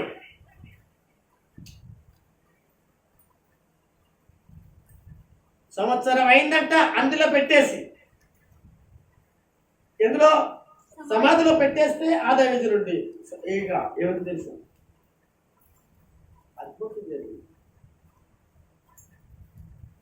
సంవత్సరం కాదు, ఎన్ని సంవత్సరాలకైనా అద్భుతాలే. దేవుని స్తోత్రం. అందుకే నా నిరీక్షణ ఎప్పుడుకైనా అద్భుతం జరుగుతుంది. ఎప్పుడుకైనా దేవుని యొక్క సేవా పరిచర్యను తన్నుతున్న వాడు ఎవడైనా కానీ మునుగోలను తన్నుతున్నాడని సంగతి మర్చిపోయి తన్నుతున్నాడు. ఇచ్చుకుంటుందండి, లేకుండా జరుగుతుందండి. వెంటనే పట్టుకుంటూ అనగా లాక్కుంటూ తీసుకెళ్తాడని ముందుకు వాడు. దేవుని స్తోత్రం, హల్లెలూయా. అంటే చాలా జాగ్రత్తగా ఉంటారు. అన్ని పరిచర్యలు కూడా కరెక్ట్ అయినవి కాదు, అన్ని పరిచర్యలు కూడా ఆశీర్వాదకరమైనవి కాదు.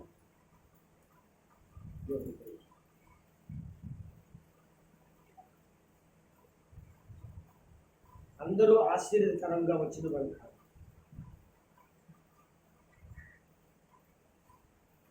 తిమోతికి రాసిన పత్రిక ఒక మాట, చాలా విషయాలు ఉన్నాయి అనమాట. వందనాలు కూడా చెప్పొద్దు అన్నాడండి పౌలు గారు. అంటాడు చోట, అంటాడు వాళ్ళకి వందనాలు కూడా చెప్పకండి అంటాడు. వందనాలకు చెప్పకుండా అని చెప్పకుండా ఆయన చెప్పడమే కాకుండా ఆయన మాట్లాడుతుంటాడు. వందనాలు కూడా చెప్పొద్దు అంటాడు కొన్ని చోట్ల. తిమోతికి రాసిన పత్రికలో ఒక మాట ఉంది, ఒకసారి చదువుగా.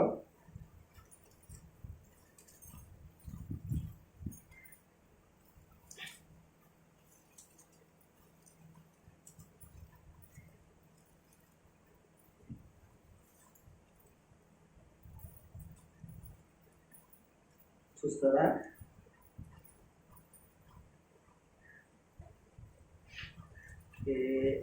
తిమోతికి రాసిన పత్రిక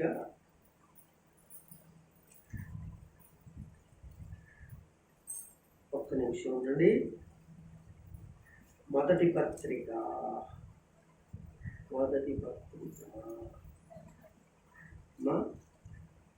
దొరికిందా మీకు? కానీ తిమోతికి రాసిన పత్రికలోనే ఉంటుంది. పౌలు గారు రెండో పత్రిక తీయండి సార్, రెండో పత్రిక తీయండి.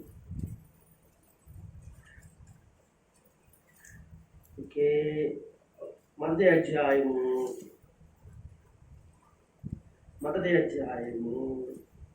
ఏమండి 5వ వచనం ఎక్కడంటే, ఎక్కడి నుంచి చదువుతారంటే 6వ వచనం చదవండి ఒకసారి.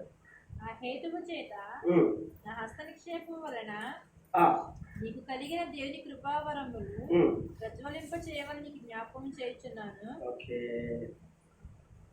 అలాంటి మాట ఇందులో కనిపిస్తుంది. ఒక మాట కనిపిస్తుంది, ఒకసారి చూద్దాం మర్చిపోతుంది ఆ మాట. ఒకసారి చూడగలరా? ఎట్లుంటుంది? సేమ్ అలాగే మాట్లాడతారు.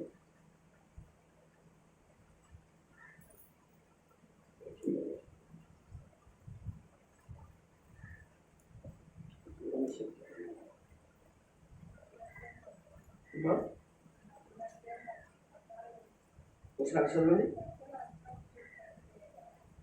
ఎన్నో వచ్చినమ్మా? 14వ వచ్చింది. ఒకసారి చదువు. పెద్దల హస్త నిక్షేపం చేయగా ప్రవచనం మూలమున ఆ, నీకు అనుగ్రహింపబడిన నీలో ఉన్న వరమును ఆ, అలక్ష్యము చేయకుము. ఆ, నీ అభివృద్ధి ఆ. అందరికీ తేటగా కనబడు నిమిత్తము లేదు అలా కాకుండా ఉండదు కనుక అలా కూడా కాదండి. అతన్ని త్వరపడి ఎవరి మీద నేను అమ్మా త్వరపడి ఎవరి మీద అది అక్కడ ఎక్కడది 5:22 ఐదో అధ్యాయము 22 ఐదో అధ్యాయము 22 ఒకసారి చదవండి. త్వరపడి ఆ, ఎవరి మీద నైనను ఆ, హస్తనిక్షేపణ చేయకుము. ఆ, పళ్ళు పాపముల పాలువార ఉండకుము. ఆ, నీవు అపవిత్రుడుగా ఉండునట్లు ఆ. చూచుకున్నాము. ఆ, ఇక మీదట ఆ. నీళ్లు త్రాగక ఆ. నీ కడుపు చాలండి ఒకసారి అందరూ స్తోత్రం చెప్పండి. హల్లెలూయా. అయితే ఇక్కడ మనం ఎవరిని పడితే వాళ్ళని చేర్చుకోవడము, ఎవరిని పడితే వాళ్ళని మనము సేవకులు అర్థం కాదు. కానీ ఇక్కడ మనకు కనపడిన మాట ఏంటంటే దేవుని బిడ్డ చాలా జాగ్రత్తగా ఉండాలనే విషయాన్ని మనకు నేర్పిస్తుంది. అయితే ఇక్కడ ఒక్క విషయం మనం మర్చిపోకుండా, ఈ దైవజనుడు మంచి ప్రవక్త. ఏమండి ప్రవక్త, ఈ ప్రవక్త చనిపోయిన తర్వాత కూడా ఏం చేశాడు? ఇక్కడ ఒక శవము బ్రతికినట్లుగా అతనిలో ఉన్నటి పవర్ మనం చూస్తున్నాం. అతనిలో ఉన్నటి పవర్ మనం చూస్తున్నాం. ఇక్కడ అంటాడు, బ్రతికుండగానే ఎలీషా బిడ్డని బ్రతికించాడు.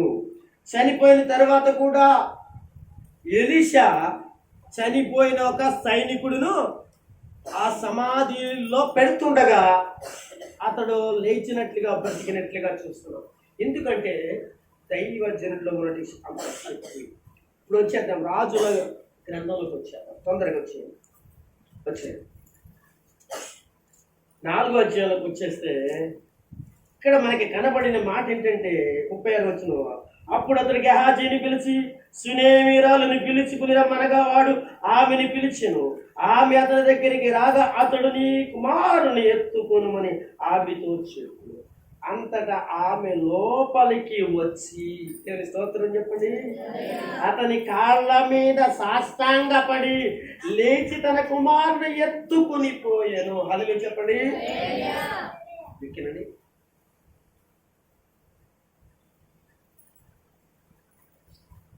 ఇప్పుడు మీరు ఈ చెప్పిన వాక్యానికి మీరు ఏం పెట్టుకోవాల్సిన అంశం?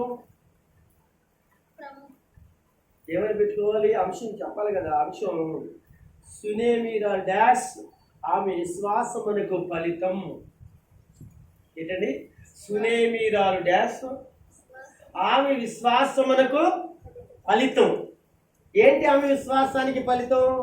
తన కుమారుడిని మరలా ఏం చేసింది?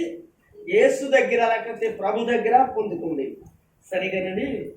ఇలా అయిన తర్వాత ఇంతంత మాత్రమే కాకుండా దైవజనుడితో సహవాసం చేస్తానే ఉందండి ఇవిడి కదా. తన కుమారుని కూడా దైవజనుడితో సహవాసం చేస్తూనే ఉందండి. తన భర్తని కూడా అనగా సహవాసం చేస్తూనే ఉందండి. ఇలాగా వాళ్ళ ఇంటికి వస్తూ పోతూనే ఉన్నాడండి. ఒక రోజున ఏం జరిగిందో తెలుసా? సునేమీరాలు పిలిచి, అమ్మ నువ్వు ఇక్కడి నుంచి వెళ్ళిపో అంటాడండి. ఎవరిని? సునేమీరాల్ని ఇక్కడి నుంచి వెళ్ళిపోమంటాడు. ఇక్కడ ఉండొద్దు, నువ్వు వెళ్ళిపో, ఈ బిడ్డను తీసుకుని, లేకపోతే నీ ఇంట్లో ఎవరున్నారో నీ వాళ్ళందరినీ తీసుకుని ఇక్కడి నుంచి వెళ్ళిపో అని చెప్తారు. మరి వెళ్ళిపోవడానికి ఆవిడ ఏమైనా ఏంటండి, ఓడగొట్టిన మతం కూడా ఏంటండి, ఆవిడ ఆస్తి ఉంది, ఐశ్వర్యం ఉంది, డబ్బు ఉంది, బలగం ఉంది, చుట్టాలు ఉన్నారు, పట్టాలు ఉన్నారు. అబ్బా ఆ ఊర్లు కదా, మీరు వెళ్ళిపోవడానికి ఎలా కుదురుంది? ఒకసారి చూడరా, దైవజనుడు వెళ్ళిపోమన్నాడు. ఇక్కడి నుంచి వెళ్ళిపో, ఇక్కడ ఉండడానికి వీళ్ళు చాలా ప్రమాదం రాబోతుంది, చాలా కష్టం రాబోతుంది, చాలా ఇబ్బంది రాబోతుంది, వెళ్ళిపోతాడు. నాకు ఇంత ఆస్తి ఉంది, ఇంత పొలం ఉంది, ఇన్ని భూములు ఉన్నాయి, ఇన్ని ఉన్నాయి, ఎంత విధిగా నేను ఉన్నాను, చుట్టాలు ఉన్నారు, పట్టాలు ఉన్నారు, ఆడున్నారు, పెద్ద పేరు దాకా ఆ ఊర్లోనే నేను ఒక గండ్రాల్ని. అసలు ఇవన్నీ ఆస్తులు, ఇళ్ళు, వాకళ్ళు, లోగుళ్ళు, ఈ భవనాలు అన్నీ విడిచిపెట్టి అక్కడికి వెళ్ళాను నేను. అవ్వలేదండి. ఆమె ఏం చేసిందండి? వెళ్ళిపోయింది. దేవుని స్తోత్రం కలిగింది. లాస్ట్ అండ్ ఫైనల్ ఈ మాట చెప్పాలి. ఎందుకంటే ఆవిడకి ఆస్తి, ఐశ్వర్య, డబ్బు, ధనం విస్తారంగా ఉందని స్టార్టింగ్లో చెప్పిపోతుంది. ఎక్కడ ఉంది? చదువుకుందాం జాగ్రత్తగా. రాజులు 2వ గ్రంథం మెల్లగా వచ్చినాయి. 8వ అధ్యాయంలోకి రండి. 8వ అధ్యాయంలోకి వచ్చిన తర్వాత ఒక ఏం చేద్దాం, ఫస్ట్ నుంచి ఒక 3 వచనాలు గమ్ముని చదవండి. ఒకనాడు ఎలీషా అది ఏనండి అందరూ చూడండి. ఒకనాడు ఎలీషా బ్రతికించిన బిడ్డకు తాను బ్రతికించిన బిడ్డకు తల్లి అయిన ఆమెను పిలిచి యెహోవా క్షామకాలము అంటే కరువు కాలము రప్పింపబోచున్నాడు. 7 సంవత్సరము దేశములో క్షామము లేదా కరువు కలుగునని చెప్పి నీవు లేచి నీవును నీ ఇంటి వారు నీ భర్త నీవు అనగా నీ బిడ్డ నీ ఇంటివాడు ఎక్కడి నుంచి ఎచ్చట నుండట నీకు అనుకూలంగా ఉంటది అచ్చటికి వెళ్ళిపో అంటున్నాడండి. చూడండి ఆ స్త్రీ లేచి ఏం చేసింది? అది నేను స్తోత్రం ఏం చెప్పిందండి? నేను ఎక్కడ వెళ్తానండి? ఇదే ఎవరు చేశారని ఒకసారి ఏమండి దేవుడు చెప్పగానే అలా చేసింది ఎవరండి? వెళ్ళిపోయింది ఎవరండి? అబ్రహాం. దేవునికి స్తోత్రం. నీ దేశంలో అనగా నీ ప్రజలు నీ బంధువులందరినీ విడిచి వెళ్ళిపోయింది.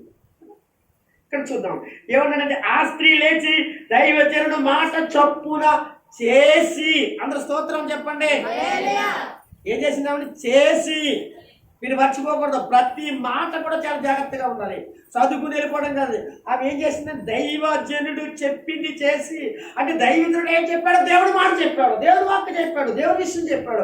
ఆవిడ మేలు కొరకు చెప్పాడు, ఆవిడ కుటుంబం మేలు కొరకు చెప్పాడు, తన భర్త మేలు కొరకు చెప్పాడు, తన భార్య మేలు కొరకు చెప్పాడు, ఆమె మేలు కొరకు చెప్పాడు. చెప్పి మాట చొప్పున తన ఇంటి వారిని తోడుకుని ఫిలిష్తీ దేశమునికి పోయి 7 సంవత్సరముల అక్కడ వాసము చేసెను. హల్లెలూయా చెప్పండి, గట్టిగా చెప్పండి.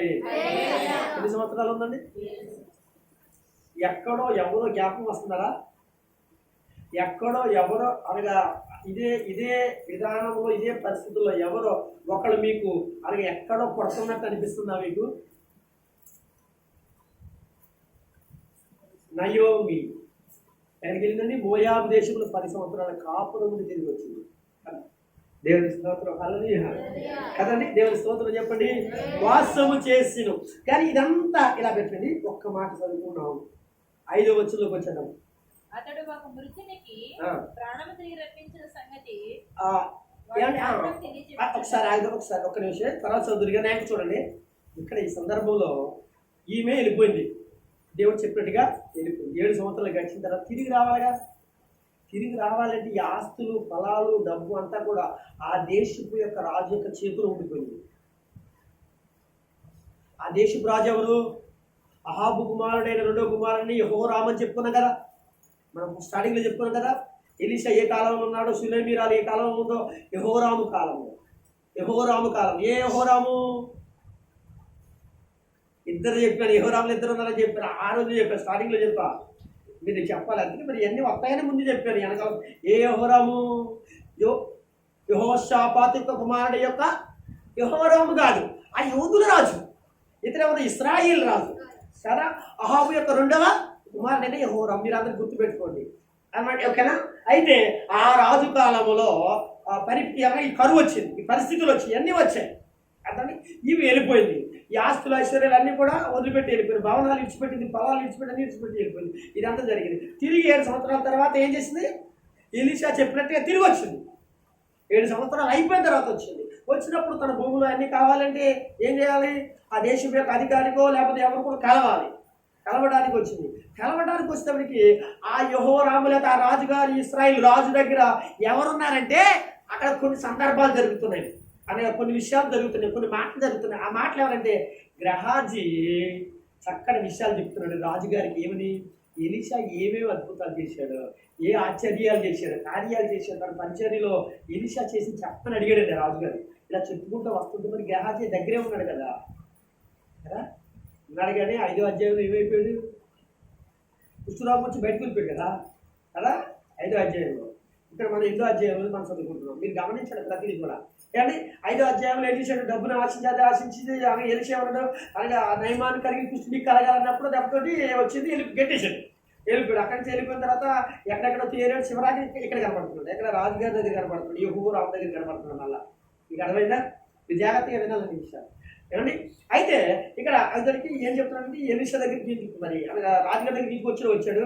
అబ్బా ఎవరంటే నేను గెహాజీ శిష్యుని అని చెప్పుకుంటున్నాను. దేవుని స్తోత్రం చెప్పండి. ఎవరు శిష్యుని అని చెప్పుకుంటాడా? అప్పుడు ఎంత ఆనందంతో ఏమన్నాడు తెలుసా? మీ గురువు గారి కార్యాలు చెప్పాలి, ఆయన ఏం చేశాడు, ఎక్కడ తిరిగాడు, ఏంటి అర్థం చెప్పుకొచ్చాడండి. ఇంకేంటంటే మామూలుగా ఏం కాదండి బాబా, ఏం తెలుసండి, అడవిలోంచి ఏమొచ్చినాయి, ఎలుగుబంట్లు వచ్చినాయండి.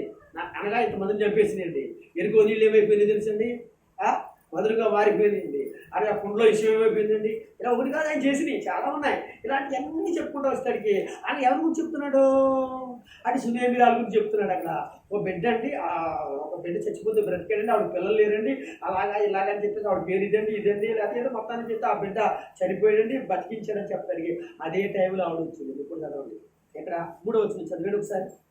అయితే ఆ 7 సంవత్సరాలు గతించిన తరువాత రాష్ట్రంలోకి వచ్చి సంభవించేసుకున్నాం. ఫిలిష్తీయుల దేశం నుండి వచ్చిన తన ఇంటిని గూర్చి భూమిని గూర్చి మనవి చేయటే రాజు దగ్గరకు పోయెను. చూసారు ఆవిడ ఆస్తిపరాలు, ఆవిడ భూమిని గురించి ఆవిడ యొక్క ఆస్తిని గురించి మాట్లాడడానికి వచ్చిందా.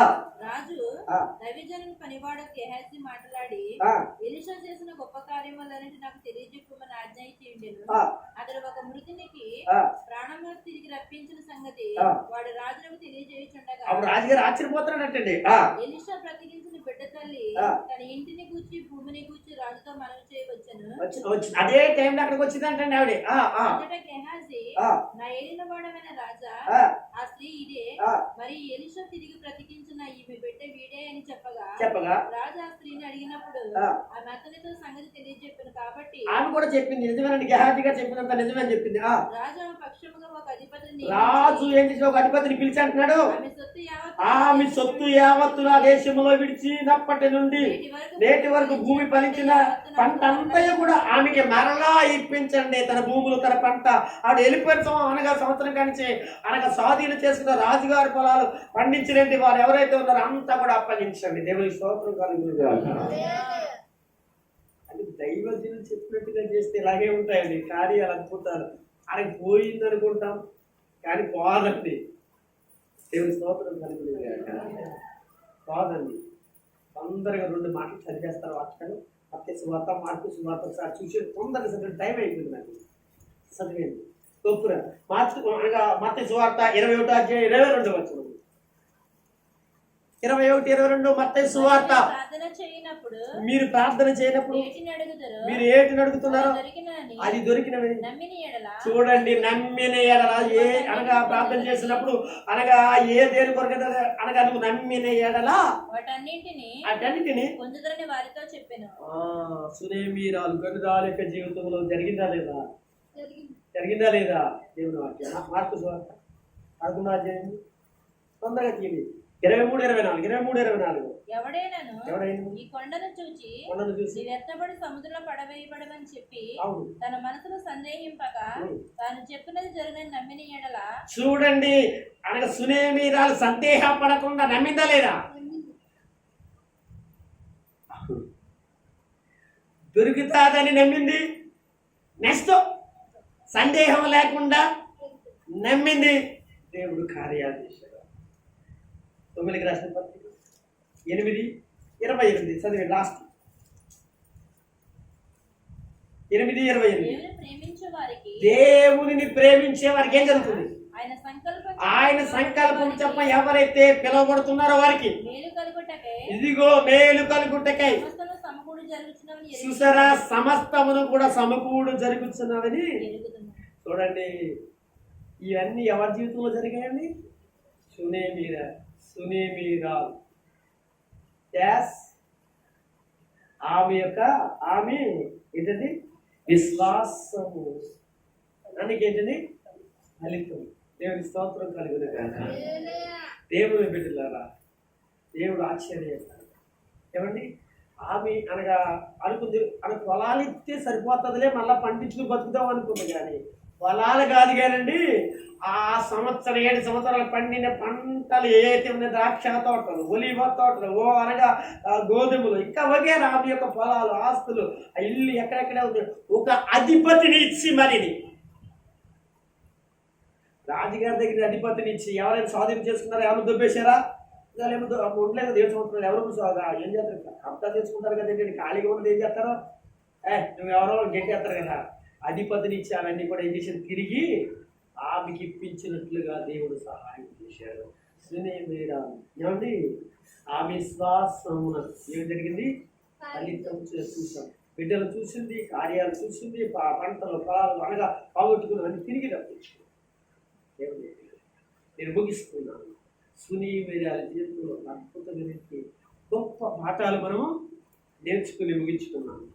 అలాగే మనం కూడా మన జీవితాలలో అలాంటి భక్తి కలిగిన సునీమేరాలి, ఆ భక్తి కలిగినట్టు, విశ్వాసం కలిగినట్టు, దేవుడు అంటే, దైవజనుడు అంటే, సంఘం అంటే, పరిచర్య అంటే, ఇలా ప్రతి దాని కొరకే ఎలాగైతే ఆవిడ పడి పడి పడి అనగా మొక్కి అనగా దేవుని కొరకు త్యాగం చేసిందో, దైవజనుడు చెప్పినట్లుగా చేసింది. అలాగే మనం చేసినట్లే తప్పనిసరిగా ఆమె చూసిన కార్యాలు మీరు కూడా చూస్తారని, ఆశీర్వదిస్తారని మరొకసారి తెలియజేస్తూ ఈ మాటలు నేను ఇతరులతో ముగిస్తున్నాను. దేవుడు మిమ్మల్ని మీ కుటుంబాల ప్రభు దీవించి ఆశీర్వదించుగాక. ఆమేన్. అందరూ నిలబడండి.